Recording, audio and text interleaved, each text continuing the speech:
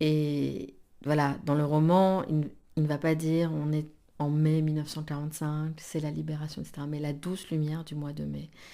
Et en même temps, on sait tous ce qu'est cette douce lumière-là, du début du printemps. C'est les, voilà, les premières lumières fraîches et qui donnent ce sentiment de renouveau du monde. Donc il y a cette évocation-là qui, qui est très, très apaisante et très tendre. Et puis après, dans ce même livre, à un moment donné, vers la fin, Théo hésite parce qu'il veut chercher, voilà, il veut rentrer chez lui.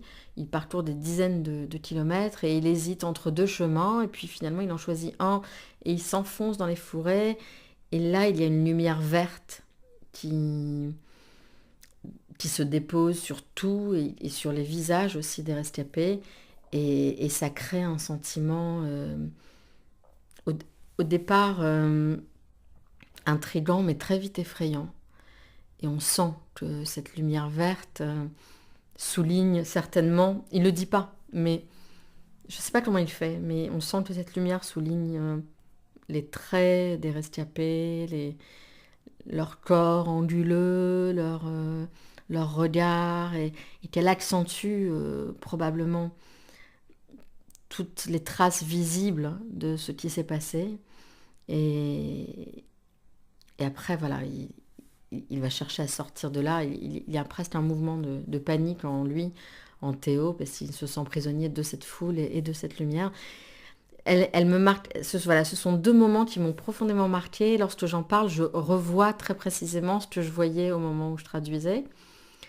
J'espère que les lecteurs ont ces visions-là aussi quand ils lisent, parce que c'est très très important pour moi évidemment d'arriver à retransmettre ça. Vous avez des retours. Oui, oui, oui, oui, oui, oui, oui. Et pareil, même question injuste, comme vous êtes très forte, s'il y a un personnage là comme ça qui viendra à l'esprit, pour lequel vous avez une tendresse particulière ou qui a une importance particulière pour vous. Alors si on parle de tendresse, j'ai une tendresse très très très très grande pour Hugo de la chambre de Mariana. Donc qui est ce petit garçon confié par sa mère à une amie de sa mère qui a mal tourné. Et quand sa mère prononce devant lui cette phrase mal tournée, Hugo ne comprend pas ce que cela signifie. Il ne comprend pas le sens de ces mots.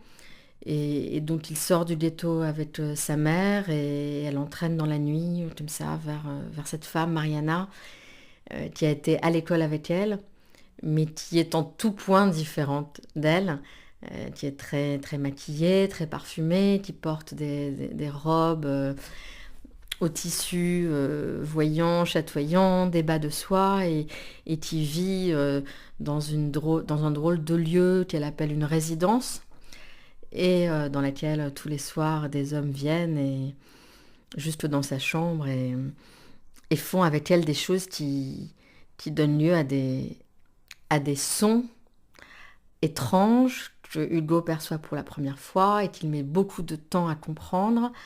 Euh, et donc ce moment-là, qui va durer 1 an et demi dans la vie d'Hugo, c'est vraiment le moment où, à travers ses oreilles, derrière la cloison qui le dissimule aux yeux des clients de Mariana, Hugo va prendre connaissance à la fois de l'extermination en cours, puisque les clients de Mariana, qui est une prostituée, sont des soldats allemands, et qui lui parlent comme ça, qui se plaignent en disant: oh là là, on a encore des juifs à traquer, aujourd'hui on en a attrapé 4.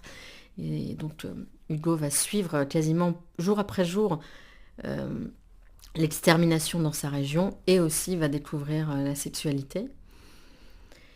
Et ce petit garçon qui est très naïf, au début évidemment, enfin naïf, non, c'est presque... Je pense qu'il ne faut pas dire ça, c'est un petit garçon de son âge qui n'a pas connu jusque-là la mort, qui n'a pas connu jusque-là la sexualité, va vivre une expérience affective, un bouleversement, plus qu'une expérience, un bouleversement affectif immense, parce que sa mère l'a confié à cette femme en lui disant tu dois faire tout ce qu'elle te dit, tu dois l'écouter, fais-lui confiance et puis je te retrouverai après la guerre. Et donc il veut évidemment obéir à sa mère, être très sage.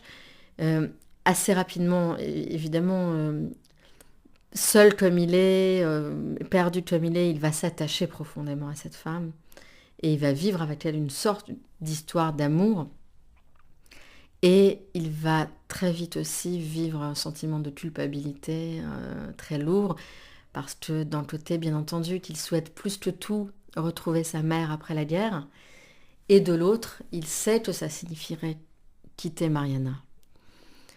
Et là aussi, avec énormément de délicatesse, Aaron explore l'âme d'un enfant qui est à la lisière, puisqu'à un moment donné, voilà, il a 13 ans chez Mariana. Donc 13 ans, dans la tradition juive, c'est le moment où un petit garçon devient un homme. C'est l'âge de la bar mitzvah. Et donc il est à la lisière entre l'enfance et un moment d'adolescence ou même d'âge adulte, parce que je pense qu'à ce moment-là, c'est ce que ça signifie. Et il explore ce qui se passe dans l'âme de cet enfant à qui la guerre arrache ce qu'il a de plus précieux, sa mère, et l'amour de sa mère, en tout cas l'amour... non, il lui arrache pas l'amour de sa mère, parce qu'il continue de le ressentir évidemment, mais il lui arrache la possibilité de le partager avec elle dans une proximité physique, et en même temps il lui offre un autre amour. Enfin, ce moment-là lui offre un autre amour, plus inavouable, plus ambigu, plus troublant, mais auquel il tient tout autant. Et voilà, je pourrais beaucoup, beaucoup parler d'Hugo. Je pense aussi que j'ai cette tendresse.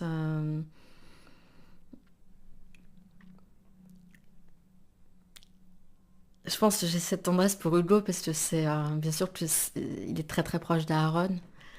Et Aaron il le raconte dans l'histoire d'une vie, ce moment-là, plus court qu'Hugo, mais avec une prostituée, Maria, qui l'a à la fois protégé, qui l'a à la fois maltraité, qui l'a enchanté, émerveillé par ses vêtements, par certainement un côté fantasque et tout ce qu'une prostituée peut avoir de séduisant justement et, et peut-être voilà, d'ensorcelant, et en même temps qui l'effrayait beaucoup aussi, et, et avec laquelle, voilà, de manière très pudique, on peut imaginer qu'il y a eu pour lui une connaissance très précoce de ce qu'était la sexualité, que ce soit en assistant ou en entendant ce qui se passait dans sa chambre. Et donc oui, clairement, Mariana, c'est l'émanation de Maria, de cette femme qu'Aaron n'a jamais oubliée. Et Hugo, c'est aussi cet enfant qu'Aaron n'a jamais cessé d'être. Alors, bien sûr, là, je ne voudrais pas réduire Aaron à ce personnage-là dans son œuvre. Et il n'est peut-être pas plus Hugo que Bruno Baumhart ou Ernest Blumenfeld ou Amalia ou Gad, enfin tous ces... et tant d'autres. Mais pour moi, peut-être, il est là, et il est profondément là, dans ce petit garçon-là. Et donc, je les aime tous infiniment, parce qu'ils...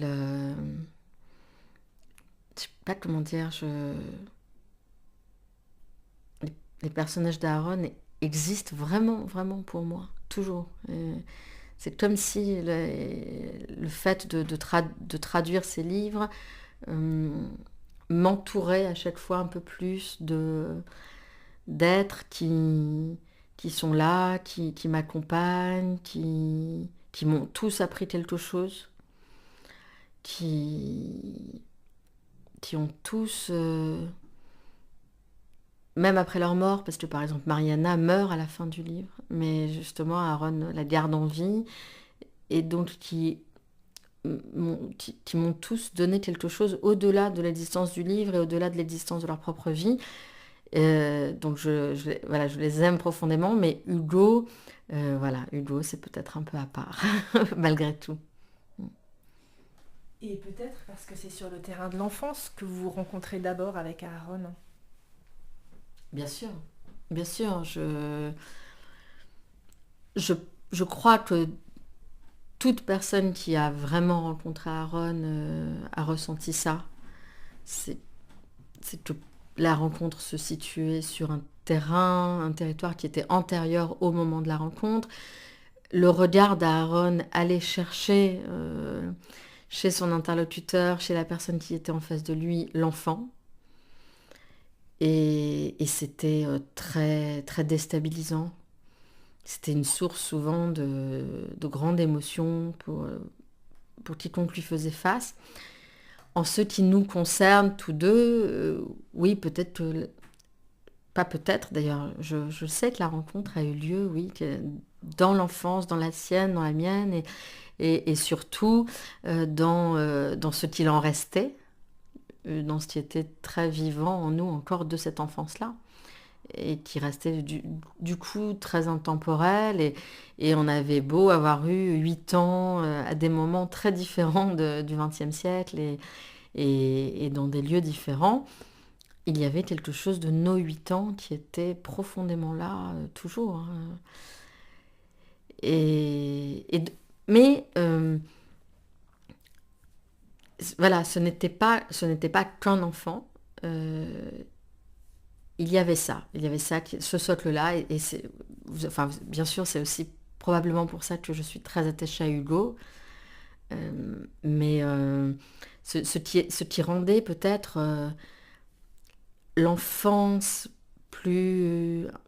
encore plus précieuse et envisageable, c'était justement le fait qu'Aaron avait été capable de devenir adulte, c'est-à-dire justement de trouver les mots là où l'enfant ne les avait pas eus, et aussi d'être quelqu'un qui pouvait, peut-être que pour lui, être adulte, c'était faire ce qu'il avait réussi à faire finalement, qui pouvait aussi construire et pas être uniquement celui à qui on arrachait quelque chose.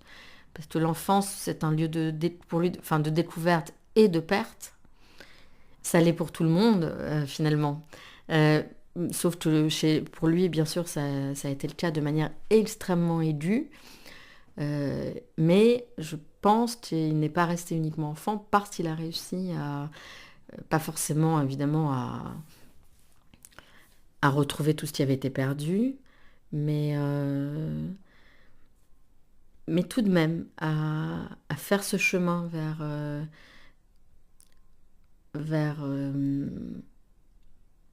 ce qu'on lui avait arraché. Et à construire aussi quelque chose à partir de ça, à partir du manque. Donc je crois qu'en ça, il est devenu adulte. Quand on lit vos livres, on a l'impression pas d'une gémelléité, mais d'une fraternité. Mais pas qu'il y en ait un plus âgé que l'autre. Vraiment un frère et une sœur, quoi. Le plus grand cadeau qu'on puisse me faire, c'est de me dire ça, de me dire qu'il y a quelque chose de fraternel entre nous, et qu'en effet, on a à un certain endroit peut-être le même âge, et aussi la possibilité de s'appuyer l'un sur l'autre. Je crois que c'est aussi ça, la traduction, pour moi. Je crois que en traduisant les livres d'Aaron, d'une certaine manière, je m'appuie sur lui, sur sa langue, sur son regard, sur sa vision du monde, sur tout ce qu'il contenait. C'est inépuisable comme richesse, parce qu'il y a encore beaucoup de livres à traduire, parce que j'aimerais tout traduire, et j'aimerais retraduire aussi ce que je n'ai pas traduit, peut-être un jour, et peut-être retraduire aussi ce que j'ai traduit, donc ça fait beaucoup. Et